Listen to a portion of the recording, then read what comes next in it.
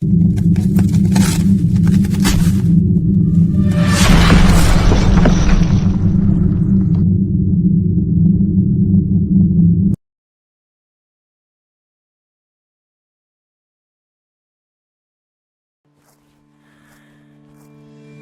time to hold on to something solid that can't be taken away, that's going to protect you and your family through the financial storm. The system is rigged. It's not set up in your favour, it's set up to benefit the elite. And through the school system, you are kept in the dark and on the treadmill. Well, enough's enough. Today is the day to take back control and protect your family's financial future. Visit goalbusters.co.uk and let us help you today.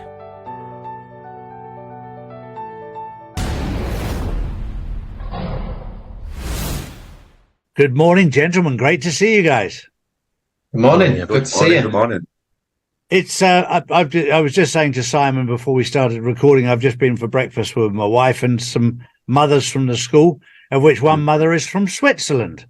And the Swiss people, although the media won't put this out, are not happy at all with what UBS has done with the takeover of Credit Suisse, with the help of the National Bank of Switzerland, the Swiss National Bank, because they weren't prepared to put their hand in their pocket to help out the Swiss nationals when their pension fund was empty. And yet 15 minutes it took them to decide to help Credit Suisse out. And this is a real reality. And what they've done is they've just plugged a little hole. Just so that you know, the assets that are now held with the UBS and Credit Suisse represent the grand total of 0.03 of 1% of their position. So just as an example, if you had £1 million in the bank with them, you'd get 30 grand back if you were lucky and you waited long enough to get it. Wow. And then when you take the admin costs out of it, it would be considerably less. So this is, if that doesn't wake people up to taking control of their destiny, their financial state, then nothing will. And I've said it 2 or 3 times in the last 4 or 5 days. I chose to take my money out of the banking system 3 years ago. I would rather be 3 years early than 1 day late. Yeah. It's something we've always said, Adam, is it? It's get on the train before it leaves this flipping station. That's what we've always said, isn't it? But even get on it when it's already gone. the independent financial experts are actually saying on mainstream that this is just literally a stopgap, and that there's more pain to come. Now they're even saying that now, Charlie. Yeah. Look, I've been saying it for 3 years. They're going to shut down the world's economy for a global financial reset. That was my line 3 years ago. And this is the process of shutting down the world's economy, shutting down the banking system, and it is being done on purpose. This is why what our conversation this morning is so important. It depends on you as a person. Some people out there won't want to take control of their destiny, won't want to take responsibility because they've lived in a generation where you've taken no responsibility for anything. Yeah. So it's alien to you.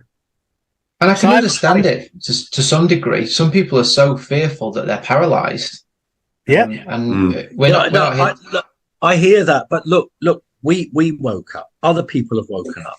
I mean, It can be done. how much more information needs to go out there? Yeah.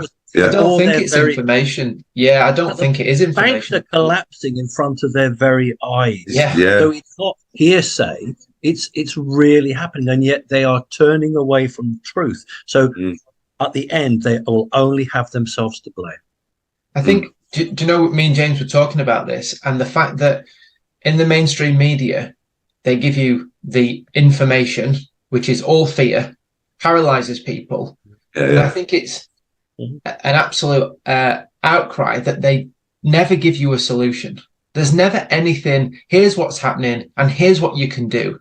It's always just things are going bad, things are getting worse, it's worse than we thought, and then they switch to something else, and then they switch back. So people just, they can't even grasp one idea and think, okay, let me see what I can do about that. Give me some information, give me some insight, give me some action steps. And I think that's where we've always said we want to give people, here's what's happening, and here's what you can do about it. Because otherwise, you are paralyzed. You know, I can totally understand why people do feel like that. Again, we've always said you got to take responsibility, and good, bad, and ugly. You have to take it all on. But there are things you can do, and it's not that difficult. And once you kind of get your head out of that paralyzed mentality and out of that state. So that happened to me at the age of 23, coming out of the religious cult. I was paralyzed mentally. That's why God chose me for this journey, because I've been through that process of knowing what brainwashing, indoctrination is all about. Yeah. It does take time. It does take time. And with my lifestyle, etc., for the first few years, I was all over the place. I didn't know who to trust. And I didn't have the advantages we have today of many people out there who are willing to help people through. Yeah, there is. Makes a huge difference. It's all about just taking the first step. I realised this many years ago. You don't have to see the whole journey and allow that to stop you. Just take the first step, and then bit by bit, just keep heading in the right direction, and eventually you'll get there. But just take the first step. But we're running out of time. The thing is, Charlie, when you look back, you had the time to work that through. People now facing this, that there isn't years to get to that point. I mean, it's falling down around us now. And the minute they go to the bank, Simon, and their ATM card doesn't work and the bank doors are shut, they wake up in a hurry, and then that's when they panic. Too late. But they've done nothing. They've done nothing to protect themselves because they didn't believe. They didn't listen. Well, look, hopefully on this video, if people have heard other videos, hopefully this is the one. And we look at Adam bringing it round. I just want it to be positive, because I've actually me and James were chatting the other day and saying, gosh, I feel a little bit depressed by all this stuff, and you end up going down a rabbit hole. And even for us, we have to say, bring it back to, okay, what can we do? Because just consuming fear and what's going on, and it is scary. You know, there is some stuff that we think we're not sure how this is going to pan out, but you have to bring it back to what you can do. And once you've worked that out, what you can do it. And we hear people saying, I've been watching your videos for 2 years, and all of a sudden the last video you did, and it could be nothing to do with anything that, like, you know, encouraging people to take action. They just said, it all just clicked and I'm going to do it. So hopefully this video will be that for many people, if they're not there already. I hear that on all the calls. I hear that on so many calls now, that people have been just following us for so long, just decided to take action now. So that's all we're doing, Adam, isn't it? We're just trying to encourage people to take that action and do something. But the fear has ramped up definitely on the calls. But you can also feel the relief when we've gone through it together, when we've talked through some options and things that they can actually do to protect themselves. You can feel they're so grateful all of a sudden. They're like, oh, thank you so much. I didn't think of that, or I didn't think of this, or oh, you can do that, oh, I didn't know this. And just by taking the first step and starting to move forward and starting to take some action, they feel better within themselves, you know? Yeah. You can hear that in the voice. People build momentum as well. That first step is usually the most scariest, because it's something into the unknown. But after that, you build momentum. You can see people's confidence. You can see the questions that they're asking. They get really into it. And it's great to see that we can put something out there and that it genuinely helps people. And they tell you, you know, I sleep better at night knowing that I've taken responsibility. I'm outside the banking system, and whatever happens will happen. That's not in my control. But I know I've done my bit for myself and my family. And that's all you can do. Sure. Just do what you can. When I looked at Mainstream today, it was saying that, you know, the Americans have put the quarter rate interest up, and Britain's about to do the same. And it said, that's great, because now you might get 3 2.25% interest in your savings account. Oh, and yeah, then on the thanks next for that, article, yeah. it said inflation is 10.6%. Yeah. So it's nonsense. They're making a Yeah. big thing about 3% interest, and yet there's inflation at 10%. Yeah. And the problem is that I still don't think people really are understanding how this is not just eroding, but it's eating into everyone's savings that can pay for money. Yeah. Crazy. Yeah. Absolutely. Yeah, it really is. It really frustrated me when banks would say, you get 0.01% interest. Call it what it is. It's zero. Why are we flirting around this idea of giving you nothing or less than nothing? But they just hang on to that one little number just above zero. Say what it is. You don't get anything. You're losing money. Mm-hmm. It's very frustrating. Totally. Right. Come on, then. You're desperate to push us forward. Come on, Adam. Come on, James. What are we doing today? I'll hit you first with, we're not financial advisors. We're only giving you information, guys and girls, as we always do. We'll never, ever, ever advise you because, well, number one, we don't believe in it. We just don't believe in it. We believe in empowering you to make the right decisions yourself. We will help you, give you our thoughts, and discuss things with you to help you decide what's best for you. But we'll never, ever tell you what to do. And that's not what we're about. It never has been. So, and I think in all of this, we have to say, hope for the best, prepare for the worst. There has to be some element of hope. Otherwise, mentally, well, we know for ourselves, you go down very quickly. So look, for anyone that doesn't know what's been going on, let's try and capture everyone. We'll go from the ground up and make sure we pick up everyone on the way. So look, banks are collapsing. Silicon Valley Bank collapsed. And just to explain in normal plain English what's happened to them is they got a load of deposits. They took those deposits and said, we're going to go and invest those deposits and we're going to buy 10-year treasuries from the US government at a really low interest rate. But at the time, it was an okay deal. I mean, whether they should lock it in for 10 years or not is another thing. Then what happened is interest rates went up pretty quickly. And people said, well, I want my money. And then they had to sell these treasury bonds that they locked in at a low interest rate.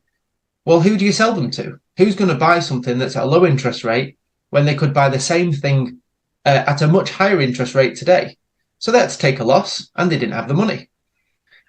This is fundamentally why the problems occur, is because the banking system, please do your own research on this. It's called fractional reserve banking. And in simple terms, it says that the banks can lend out more money than they have. And it causes all sorts of problems because it only needs a few people to take their money out of the bank and the bank goes down very quickly.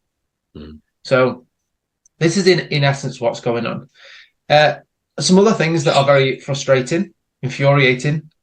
Executives in the bank, in Silicon Valley Bank, sold their shares a few days before the collapse, and they paid out bonuses as well. Yeah, that's insane. Yeah. So, coincidence? You make your own mind up. And I think the other thing to be aware of is that 2008 is in everyone's rearview mirror, and everyone's aware of what happened. And they're trying to, especially the government, are trying to dodge doing the same thing, bailing the banks out. So they're being creative with their language and with their tactics because people were really annoyed that banks took all these risks in 2008 and then they got bailed out and the taxpayer had to pay for it. But things are happening a lot quicker now as well. So in 2008, $16 billion was withdrawn in 10 days.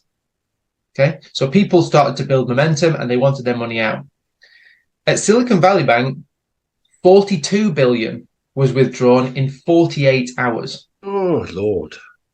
So this is, people know about 2008. It's not, it's not like generations and generations ago. It's a story that you read about in history. People live through it and they're very aware of it. Yeah. Also, Silvergate, Signature Bank and First Republic are all in trouble. And First Republic is being helped out by other banks. And this is what the government don't want to do. They don't want to be giving money and seem to be bailing out banks in the same way that the US and the UK and Europe don't want a war with Russia. They want to fund Ukraine that's having a war with Russia. So it's indirect. So the government are helping these other banks, and these other banks are then helping these struggling banks. So they're just one removed, and it makes it a little bit easier for people to tolerate. But you can see what's happening. The banks are failing and they need to be propped up. And at the end of the day, if the government are helping people, it's coming out of taxpayers' pockets. They can devise all these different schemes, clever language, call it what they want. Government don't have any money. They get it from the people. So if they're helping, bailing banks out, it's coming from us. No way around it. It's always from us. It always has been from us. Always. They're just very clever at. They're like magicians, very clever magicians, aren't they? Yeah, they make us marketing. overthink. They just call it something else. Are you printing money? No, we're doing quantitative easing. What the heck does that mean? Just tell us what you're doing. We're creating money out of thin air and we're putting it in the pockets of big banks. That's the reality. As you were saying before, Charlie, Credit Suisse in an absolute mess because UBS don't really want to buy them out. They don't want to do it. The rivalry between UBS and Credit Suisse goes back years. But they've been incentivized and the whole thing's been backed by the government, the Swiss government. Because this whole phrase of saying we are helping banks that are systemically important, again, using all this complex terminology, that is code for too big to fail. And that's straight out of the 2008 playbook. Banks that were too big to fail were helping. And they have to. In their eyes, they have to do it. And it's Adam, quickly, if I just come in and say the biggest thing I've noticed is the loss of confidence with investors. And I think that even if a bank's got reasonable amount of liquidity, if they lose their confidence, it doesn't matter. They're finished.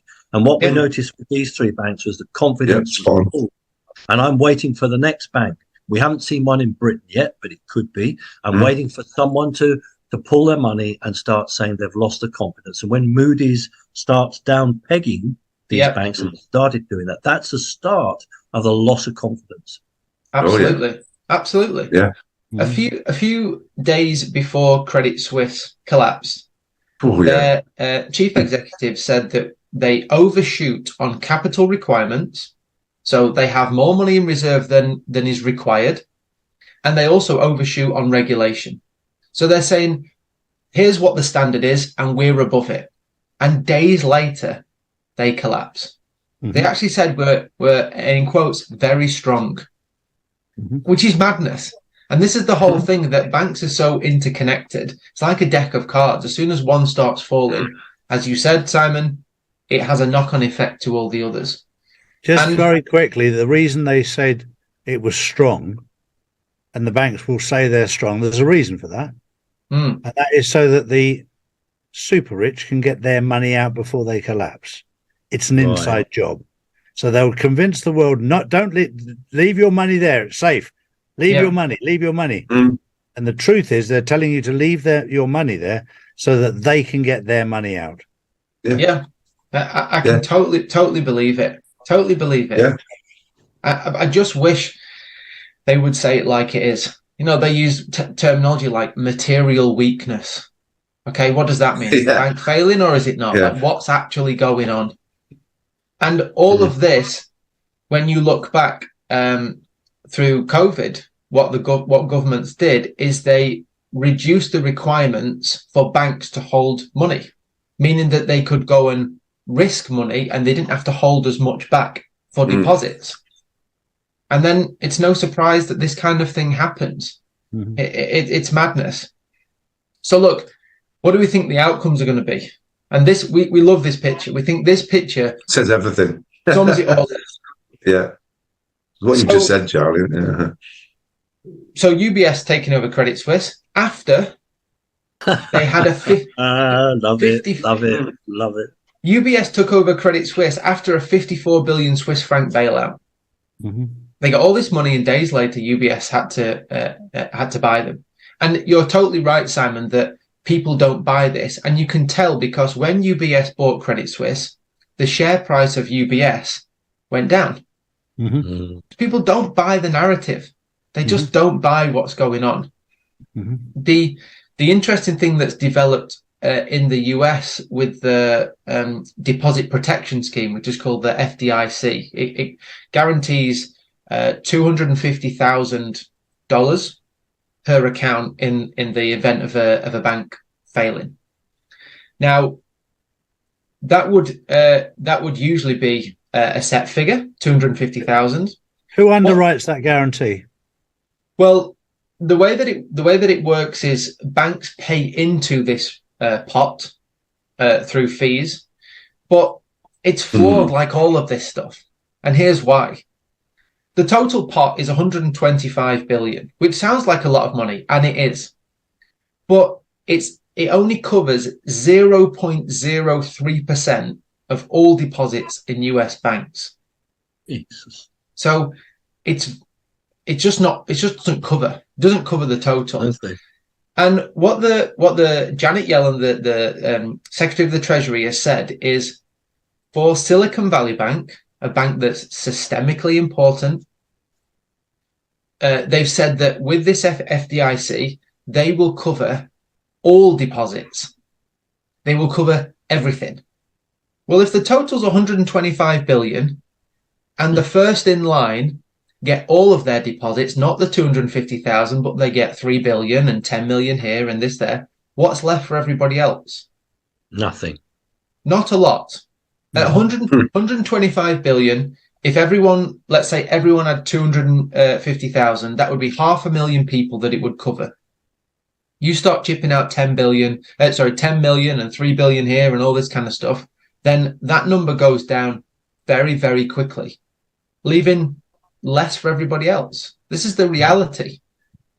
So if you're with a bank that's systemically important and too big to fail, then maybe there's a chance. But if not, then yeah, good luck is the reality.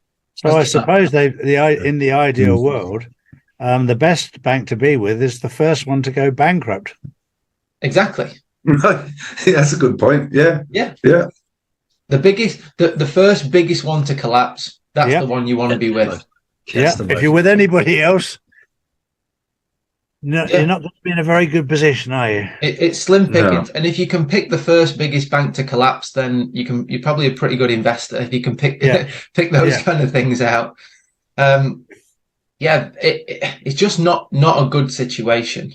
The other thing that's difficult is central banks are stuck between a rock and a hard place, because inflation, as we know, is out of control. And the way that they tame that, they have a very limited toolbox of things they can do. And raising interest rates is their main tool for bringing down inflation. Well, if you've got banks that have made a lot of investments in low interest government bonds, and then you're increasing interest rates, the value of their investments are going down. Who wants them? They become less and less valuable. So what do central banks do? Do they raise interest rates to then curb inflation, or which then puts banks under pressure? Or do they keep interest rates lower, which then lets inflation run wild, but then protects the banks? Like, what do they do? And we're not saying there's a perfect scenario, and not that we know the answer, but understand that can't see how this is going to end well, knowing that those are the two things on either side. It's very, very difficult. Just to throw it out there as well, and this is just a side note from us, we're hearing from customers that it's getting more and more difficult to actually buy precious metals. Yeah. And personally, our experience has been on our YouTube channel, when we've mentioned banks in a video, that video has been removed. We had 125 videos removed in one day. On Friday last week, all of our videos got taken off. No reason. This is not a strike, because maybe you didn't know this violated the community guidelines. That's what the wording was. Maybe you didn't know. So we're not going to give you a strike, but 125 videos have now been removed. Wow. They're all signs, aren't they? They're all signs. Yeah. I don't know what more we can say about that, but this is the reality. Adam, is that on YouTube? That won't be on BitChute, will it? It's just on just on YouTube. Just on YouTube. Yeah. And the emails that came through, they came through all together. Like the inbox just went 125. Remove. All said the exact same thing. So because they can't actually prove that there's anything violent, racist, sexist, or anything about these shows, what they're just saying is we'll make up some complete story because actually our masters in the banks and the deep state don't want ordinary people being empowered to buy gold and silver. Exactly. Well, that should be the greatest wake-up call to anybody. Yeah, it was to us. And that's why we've been so pumped about getting this video out, because we want people to know what we're seeing and what the community's seeing, because people talk to us and they tell us their experiences, and we put it all together, and we wanted them put it back out to the community so that we can empower each other. Adam, that's why we set up Rumble and BitChute, you know. Jay, sorry to interrupt you. Why don't, and that's the case, why don't you just, both of you guys, do a 2-minute video for YouTube and just put the link to BitChute, but don't say anything. Just say that's it, because if they're going to take this one down as well, all the people who would look on our YouTube, if they see that link then to the website or something, then they'll just go. You might save a lot of people. We did that 2 years ago. We did that 2 years ago, Simon. Right. We got told that went against their guidelines as well. No. Really? Yeah. Well, we expected this. That's why we set up Rumble. That's why we had BitChute. You know, we just have to guide people there now. But we've even had a few customers in France, and they've said they've been censored for watching Rumble. Yep. You know, because they know that people are going to Rumble now for the information they need. So where are the white hats then? Come on, Charlie. What's going on? Why are they stopping? Why are they allowing decent, good people to protect themselves? Surely, because it has to be done this way, and I think deep down you and I both know this. That this has to be exposed. I just get cross. It can't just. We can't just tell people. If we told people, they wouldn't believe us, and there'll be a lot of people watching this that won't believe it. People actually have to physically see it, and for those people, for Simon and my audience who are wide awake, they get it. But we're still in the minority. There are people that are still fast asleep, and we're just trying to wake them up gently. Plenty of them. By showing them, because they won't believe us if we just. And Simon and I have had this discussion so many times that it's quite sad that you have to take people's money away before they will wake up. It is sad that it gets to that point. And like we've said, there's people that have watched our videos and still haven't done anything. And maybe when they're seeing banks collapse and they're going, oh, maybe some of that stuff that we were saying is true and is now coming out, which we just hope it's not too late. That's our hope. Well, look, what can we do? What can people do? We find a lot of people are on amber. They've heard the information, but they're ready, but they've not done anything yet. They've not set off. And our whole point is set off, do something, start the journey, get in contact with us, ask us questions. While you can, this stuff like this escalates very, very quickly. And if you're waiting to hear from the governments and the mainstream media, it's too late. Here's what happened in 2008. Everything's fine. We're in a school. Everything's fine. Everything's collapsed. Yeah. Here's what happened with inflation. We've now seen it play out more recently. Printing all this money won't cause inflation. It won't cause inflation. It might cause a bit of inflation. It will, but it'll be transitory and it won't stay around very long. Actually, it's caused a lot of inflation. It's now a big problem. We don't really know how to solve it. When you see these things happen at the very first instance, that's your starting pistol. Go, do something, act now. Be in the group of people that actually does something and protect yourself and your family. That's exactly what's happened. Governments and countries don't want people to take action straight away. They drip feed it in little bit by little bit until the point you think, gosh, how did we get here? Well, bit by bit, the nudge factor. It's the thin end of the wedge, but that's when you need to take action. And when you've taken some action, it gives you peace of mind. It really does. I can hear it in people's voices when I'm speaking to them. Because I speak to customers on a daily basis now, and I can feel it when we've talked through some scenario, some options of what they can do with what they have in their situation. And once they've got some direction and they've got some steps to take and they know what to do, they feel so relieved. You can hear it in their voice. And they have peace of mind. Right, I've got something to go and do now and try and protect my family. It helps. It's just, you just got to move. Get off your backside and do something. Yeah. Do something for your family. I guess we're at that point now where we're not mincing our words. We've kind of presented information in different ways, but now we're just saying, look, it's time. It's time. This is the alarm clock. And for us, here's what we do. Keep it very, very simple. We take ourselves out of the banking system and we put funds we buy metals. The metals are outside the banking system. And it's not, look, you can't take everything you've got, because we hear people that have got so much fear they want to sell their cat and their dog and buy gold. And we say, well, the kids, everything, sell everything and buy gold. Yeah. Let's rewind a little bit. Yeah. Even that picture tells a story, doesn't it? Amber looks very, very close to the colour of gold, and it's got a green arrow pointing at it. There we go. As if we planned it. Charlie, you've been reading too much Freud again. Yeah, exactly. Yeah, and that's it. If you need to do something, and you need to do it out of a place of logic and not out of a place of fear, because you end up not making the best decision. Yeah. And here's the thing. Once you've done something, you need to switch off a little bit from it all, because you've done what you can.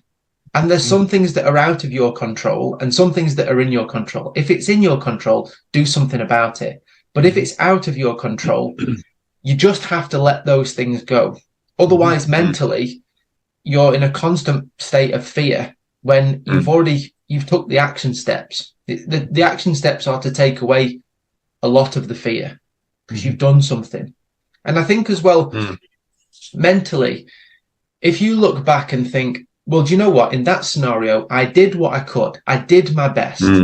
Then you'll be in a better mental frame of mind. Definitely. Moving forward. Yeah.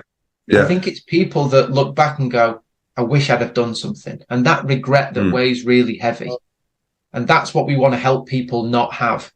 You know, there's going to be life after this crash or mess or whatever it looks like. All we need to do as individuals is know that we did our best at the time to protect ourselves and our families. And did something. Put ourselves in a better position, because we don't know what's coming around the corner. Even Charlie and I don't know. So doesn't it make sense to actually place yourself in the strongest position to face whatever is coming? Yeah. Live to fight another day. That's what we always talk about. We're taking ourselves out of that system to live to fight another day for whatever unfolds. And in this environment, we're not talking in this scenario about making loads of money. Not losing money is a win. That should be the goal. Exactly. Protecting, securing, and not losing should be the goal for everybody. And if you make anything, then that's a bonus.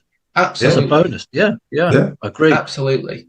So please take on board what we've said. There's a lot of stuff going on, but from that, please have action steps that empower you to do something, and don't feel disempowered by just information. We get obese with information, but we need wisdom and action steps from that we protect ourselves, and then let some of this stuff go.